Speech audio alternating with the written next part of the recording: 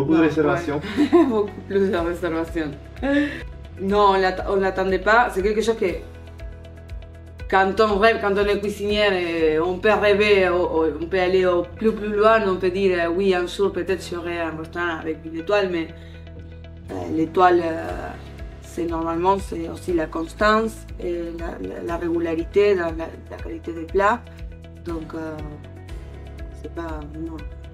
Beaucoup de clients me disaient oui, vous méritez l'étoile, mais une chose c'est un client et une autre chose c'est vraiment la confirmation, non, de qu'on est au niveau et qu'on a aussi la constance et la régularité. En tout cas, du début, notre focus c'était toujours les clients.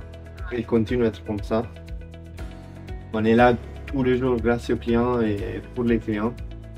C'est la base de notre travail. C'est qu'est-ce qu'on essaie de dire toujours à notre équipe, c'est qu'on est là pour les clients. On a beaucoup de respect l'un d'autre, on connaît notre limitation, on connaît les points plus forts et plus faibles de chacun. On met l'ego à côté. Et donc, si toi tu es moi je sais que lui il est beaucoup plus fort pour la comptabilité, et moi je sais que moi je peux tout dépenser dans une journée. Donc voilà, c'est lui qui est le plus fort pour ça et c'est lui qui va s'en occuper. Donc.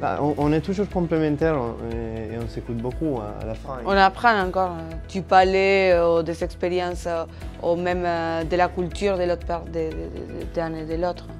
Chaque fois on évolue, avec le temps on évolue, on se trouve mieux aussi, nous on commence à maturer, à former petit à petit parce que ça va prendre du temps.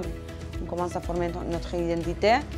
Et donc chaque fois, on est un peu plus fiers de ce qu'on fait, mais au début, je pense qu'on n'était pas, bon, moi, je n'étais pas du tout contente avec ce qu'on faisait.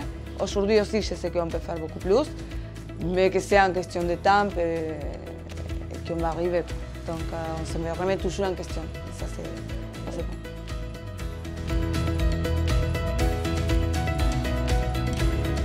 Avant de trier, c'est aussi réduire le gaspillage parce que c'est pas évident, mais il y a beaucoup de restaurants où il y a beaucoup vraiment de gaspillage.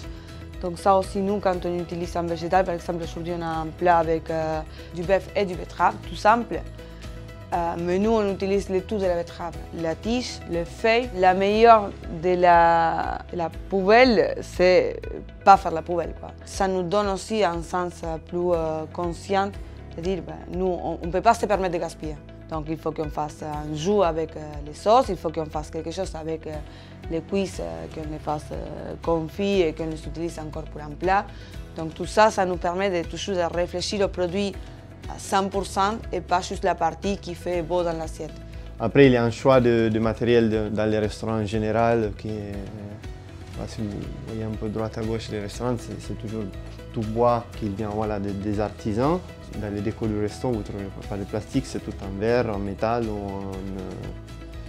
en bois. Oui, on essaie d'être cohérent aussi dans le global.